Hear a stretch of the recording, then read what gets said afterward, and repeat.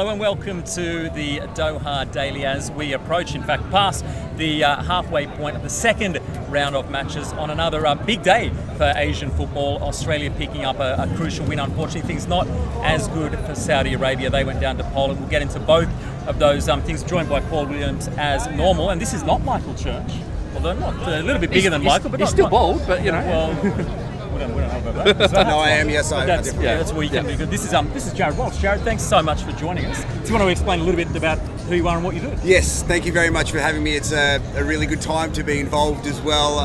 As you're watching this, the Australian Socceroos have come off a victory against Tunisia today. It's the first time that we have had a win at the FIFA World Cup in 12 years, the last time we did it. It feels like a lifetime ago. I saw a statistic today where some people are now completing year 12 and it's been that long since they actually have seen a Socceroos victory. They've never led it half-time in a World Cup match, and it's a great time to be an Australian fan.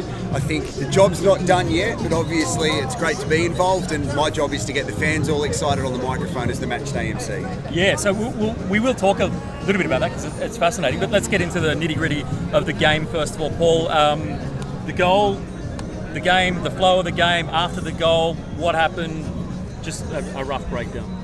The goal was beautifully set up by Mitchell Duke, actually. I mean, he perhaps gets a little bit of unfair criticism at times from the Australian fans as just being a little bit of a battering ram at the top of the attack. But he had the ball came to him, beautiful little deft touch that laid it off to Riley McGrew, who passed it out for Craig Goodwin. His crossing took a little bit of deflection, and Mitch Duke still had a lot of work to do to guide the ball into the back post and give Australia the lead. And it was a deserved lead because Australia, I probably thought the first couple of minutes, maybe up to the first 5 minutes, Tunisia came out and their fans, every time Australia touched the ball, were hissing and jeering, and it was a hostile atmosphere. And probably after about 5 or so minutes, Australia started to get control of the match like they did against France. And that goal was a deserved lead, and that first 45 minutes was probably the most dominant 45 minutes we've ever seen from Australia at a World Cup. They held on a little bit in the second half and had to weather a bit of a storm, but I think it was a deserved 1-0 win at the end of the day. Yeah, nice. I was actually in Okayama about a month ago where Mitch Duke plays his club football, and I can tell you what I never imagined. I was strolling around the streets of Okayama, seeing a guy who's level on goals scored at the World Cup with Lionel Messi. But that's the state of play where we are. Jarrod, you had quite literally the best seat in the house. Yeah. You were pitch side. What was the atmosphere like down there? I really feel it's matches like this that bring out so many different moments. I don't know what you think, Paul, but I felt in the game against France when Craig Goodwin scored, there was excitement, but then there was uncertainty. Yeah. Today, I really feel like Australia were in control for the whole match. So there was that feeling of we're really dominating them right now. We had a lot of attack.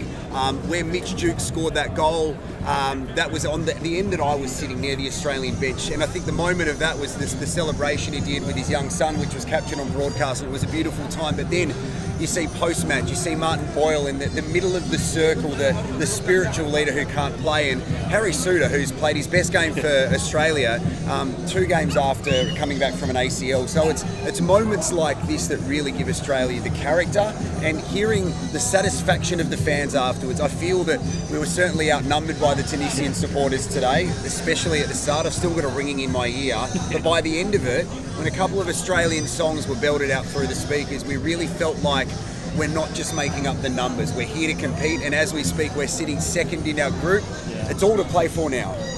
Let's hear a little bit about what you actually do. I mean, you've got one of the greatest jobs. I mean, it's probably better than the players. You don't need to run around and train and none of this palaver. You can just sit there on the sideline and hype the crowd up. What exactly are you here doing, like on a match day basis? I want to give full credit as well to Football Australia and FIFA, because it was their objective to bring in an MC for every nation being represented in the FIFA World Cup. They wanted the players to feel like they were at a home match. So for the people who have been to a match, you'll hear some Australian songs being played. That was sent to me by FIFA saying, can you please get 5 Australian songs? I then forwarded on So to... you chose the song? No, the players did. I forwarded then on to Football Australia and said, what do the players want to hear that's going to make them feel at home? So we had Men at Work Land Down Under. We had Darryl Braithwaite Horses playing. We had the Veronicas at the end of a match today, 2 young twins from Australia, and that was really special. But also some of the other key elements of a match day. So I will do our player headshots, our starting lineup, our coach, our substitutions when we score a goal. So every element of that I think the intention was, while we're here in Qatar, for the Australian fans to feel at home, have a familiar voice and a personality to go. First of all, most importantly, to have the respect of saying our players' names correctly. I think that's a really big thing, but also to give that home match day experience and make them feel comfortable. What's it like for you? Obviously, you're a football fan. I mean, it must be a dream come true to be there and be pitch side. It's special, and I think the advantage we have as an Australian football base is we have better access to our players than anybody around the world. So there's 3 players that have played at Adelaide United before. I live in South Australia. Riley McGree, Aware Mabil, Craig Goodwin. But also the beauty of seeing our squad have so many A-League players. So I know a lot of them where I can go and speak to them, say good luck, congratulations, and it feels warm. So for me, I'm just as excited about seeing Craig Goodwin score in front of his family as I am about seeing Mbappe score for France. I'm here for Australia and just soaking it all in with the green and gold. Yeah, we can hear some Saudi fans behind us. It was a good day for Australia, not so for Saudi. You were at that game, Scott. I wasn't. I did watch a little bit of it. They wasted a lot of chances. What did you make of Saudi's performance, and how can they then bounce back in a few days' time? Or can they bounce back? I mean, they play Mexico in the final match. They win that and they're through. So their destiny is in their own hands, which is good. They lost 2-0 today. They also had a penalty saved, and then the follow-up from that shot also very well saved. I think in terms of the way they played, it was probably as good, I think, as they did against Argentina. They were missing a lot of players, as we knew. Hassan El-Tambakti, the very impressive central defender, was also out. So really 3 key players right at the spine of the pitch were out, so they had to deal with that. But yeah, the positive mentality.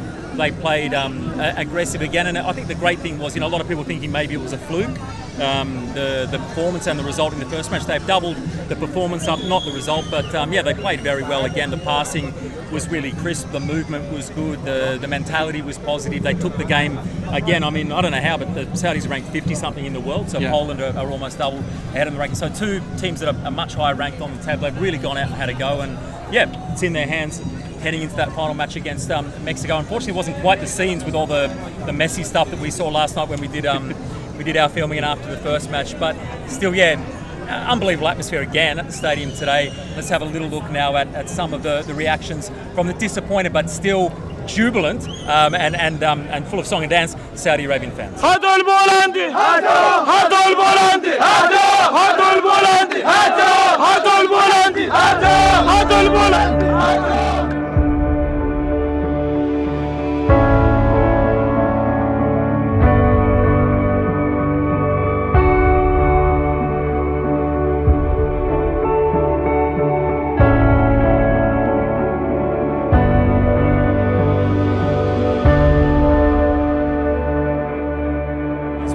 To the Doha Daily, brought to you by SMC. Paul, just a quick look ahead to tomorrow's match, Japan-Costa Rica. Japan coming off that amazing win over Germany 2-1. Costa Rica coming off an absolute belting.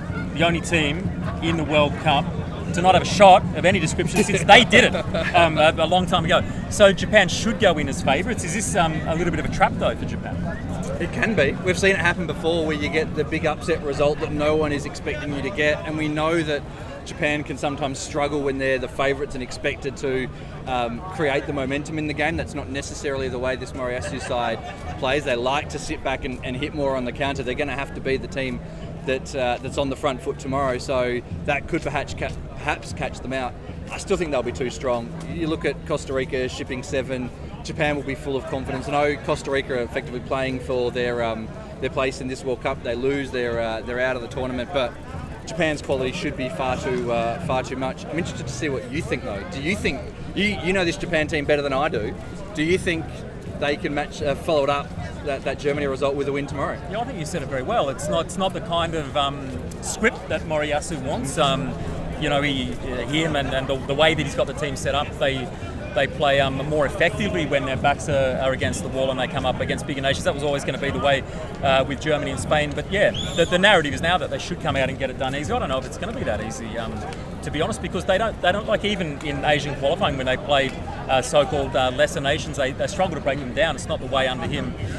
His whole coaching career back to his days with Hiroshima and through the national team. So I think it's going to be a real challenge for them. Actually, I wouldn't be surprised if they did slip up in So I don't know, but they'll Hopefully that's not the case. Probably win 12-0 now. Jarrod, just like obviously, we're here covering the 6 Asian nations. Do you see that there's any kind of brotherhood, sisterhood amongst the Australian fans maybe wanting the other Asian nations to do well in these games? I think so. You touched on Japan then. For me, as a casual observer, because I'm so focused on Australia, I'm sick and tired of seeing the celebration of the Japanese team cleaning up after themselves, because I love that. But I think we should be also celebrating the football they're playing. Sure. And it's beautiful that they do that, because they're extremely respectful, but they're playing some really good football. So I continually want to see, especially, I'm a bit biased because in our A-League team at Adelaide United, we have a Japanese striker, Hiroshi Ibusuki, playing for him. So I kind of see those connections for myself, that you want to see people that their country doing well. So we keep a close eye on it. I'm actually staying with the Costa Rican MC as well, who hasn't left his room since that drubbing the other day. He brought his own coffee over from Costa Rica so he can make it here in Qatar. He's depressed, so he's looking for a Costa Rican victory. But for me, I'm just celebrating Australia right now, because I'm going to do it while we can, boys. Yeah. No, it's fair. So thanks so much for joining us. I can see why you're here, because you're getting me hyped up. Do they call you MC Jarrod? No, just Jarrod Walsh until I get fired if I run on the pitch if we beat Denmark and then quarterfinals, baby. Who's the most famous MC? MC Hammer? I don't have baggy pants. I just dress like a dad, so that's all right. This Craig Goodwin top doesn't fit me very well, so yeah. Yeah, thanks so much. We really appreciate it. Yeah, great work as well. Paul, as always, thanks very much. Yeah, we'll be back to review all the action from Japan, Costa Rica tomorrow, and look ahead to Korea's second round of matches. Until then, though, it's bye for now.